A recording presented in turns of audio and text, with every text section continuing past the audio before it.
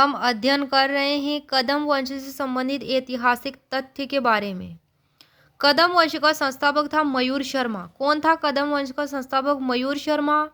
और कदम वंश का अंतिम शासक था हरिवर्मन।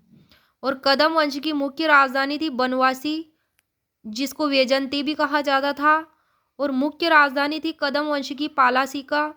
ऐहोल अभिलेख के अनुसार बनवासी वर्धा नदी तट पर धारवाड़ मतलब उत्तरी कनारा में स्थित थी।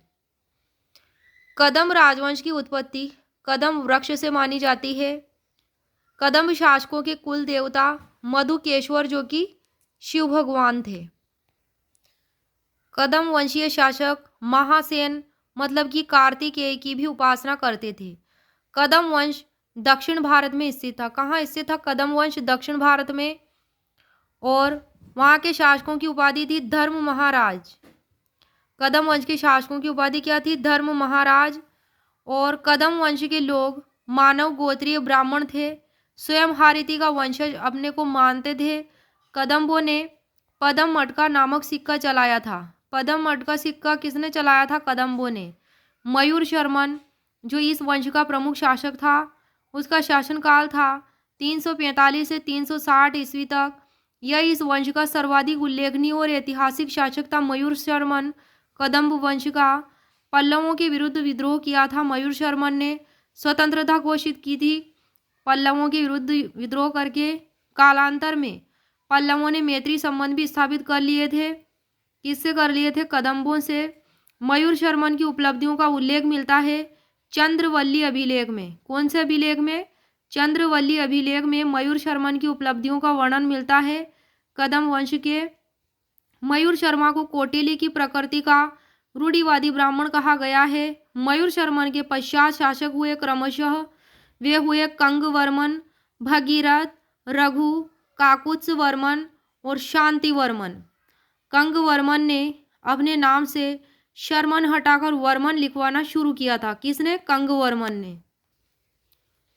शांतिवर्मा के तालगुंड अभिलेख से ज्ञात होता है कि उसके पिता काकुत्स्यवर्मा ने अपनी पुत्रियों का विवाह गुप्त और वाकाटक वंश में किया था। किससे किया था? गुप्त और वाकाटक वंश से। कौन से अभिलेख में है? तालगुंड अभिलेख में, जो कि मैसूर अभिलेख भी कहलाता है।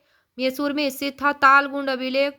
किसने किया था? शांतिवर्मा ने, जो कि कदम वंशीय शासक था। उसने अपनी पुत्रियों का विवाह गुप्त और वाकाटक वंश में किया था। तालगुंड अभिलेख का लेखक था कुब्ज। कौन था?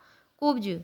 कुब्ज ने लेख में काकुत्स्यवर्मा, जिसका शासनकाल 425 से 450 ईस्वी तक था, तो काकुत्स्यवर्मा द्वारा निर्मित एक विशाल जलाशय का भी उल्लेख किया है। किसने किया है? कुब्ज ने। कुब्ज ने क्या किया था? तालगुंड अभिलेख को लिखा था। तो उस अभिलेख में कुब्ज ने तालगुंड अभिलेख में क्या लिखा है कि काकुत्स्यवर्मा द्वारा निर्मित एक विशाल जलाशय का भी उल्लेख किया है। काकुत्स्यवर्मन का हलसी अनुदान लेख जिनेंद्र की उपासना से प्रारंभ होता है। तो हलसी अनुदान लेख किसका है? काकुत्स्यवर्मन का, जो कि कदम वंशीय शासक था। कंगवर्मन के समय बासिम शाखा के वाकाटक नरेश विंध्यसेन ने कुंतल पर आक्रमण किया, जिसका सफलतापूर्वक प्रतिरोध उसने किया था। किसने किया था? कंगवर्मन ने। भागीरथ का शासनकाल 385 से 410 ईस्वी का माना जाता है। तो भागीरथ के काल में चंद्रगुप्त द्वितीय विक्रमादित्य ने कालिदास के नेतृत्व में एक दूत मंडल कुंतल राजा के दरबार में भेजा था। शांतिवर्मन, जिसका शासनकाल 450 से 475 ईस्वी तक था, तो शांतिवर्मन ने इसे कदम्ब कुल द्वितीय सूर्य कहा है। शांतिवर्मन किसको कहा गया है? कदम्ब कुल द्वितीय सूर्य। कदम्ब कुल द्वितीय सूर्य कहा गया है किसको? शांतिवर्मन को। तालगुंड अभिलेख में इसे तीन ताज धारण करने वाला त्रिराज मुकुट अपहरता और शोभायमान रवती कहा गया है। क्या कहा गया है? तालगुंड अभिलेख में तीन ताज धारण करने वाला त्रिराज मुकुट अपहरता और शोभायमान रवती कहा गया है। शांतिवर्मन ने अपने भाई कृष्णवर्मन के साथ राज्य विभाजन किया था। कृष्णवर्मन ने अश्वमेध यज्ञ किया था। कदम वंशीय शासक कृष्णवर्मन ने क्या किया था? अश्वमेध यज्ञ किया था। शांति वर्मन के पश्चात उसका पुत्र मृगेश वर्मन शासक बना। कौन बना? मृगेश वर्मन। किसका पुत्र? शांति वर्मन का पुत्र। मृगेश वर्मन का शासनकाल 470 से 488 ईस्वी तक था और अपने पिता की स्मृति में पलाशिका में एक जैन मंदिर का निर्माण करवाया था मृगेश वर्मन ने। किसकी स्मृति में? उसके पिता शांति वर्मन की। मृगेश वर्मन के वनवासी लेख से ज्ञात होता है कि उसने इन 3 उद्देश्यों के लिए अनुदान दिया था। कौन से 3 उद्देश्यों के लिए? परालूर गांव के लिए दान दिया था। दूसरा, परम पुष्कल में श्वेत पद या श्वेत पत्र के महाश्रमण निर्ग्रंथ संघ के लिए दान दिया था, निग्रंथ संघ के लिए। और तीसरा, जिनेंद्र के मंदिर निर्माण के लिए उसने दान दिया था। किसने? मृगेश वर्मन ने। और वनवासी लेख, जो मृगेश वर्मन का वनवासी लेख था, उसमें स्पष्ट रूप से घोषणा की गई है कि इस मंदिर को श्वेतांबर और दिगंबर दोनों की संयुक्त संपत्ति के रूप में देखा जाए।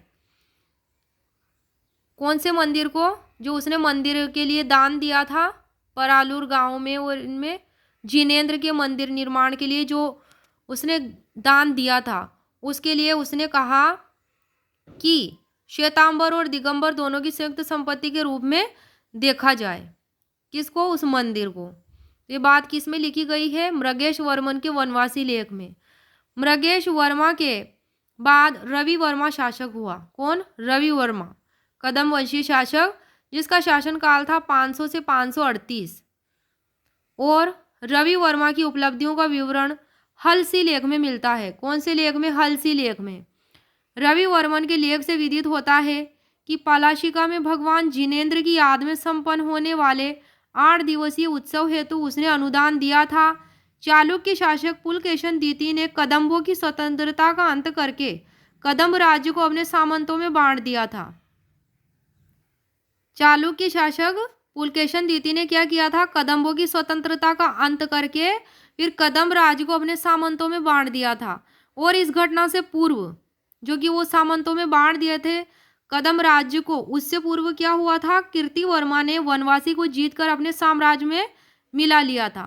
फिर उसके बाद ये घटना घटित हुई थी। कौन सी घटना? कि पुलकेशन द्वितीय ने कदम्ब राज्य को अपने सामंतों में बांट दिया था।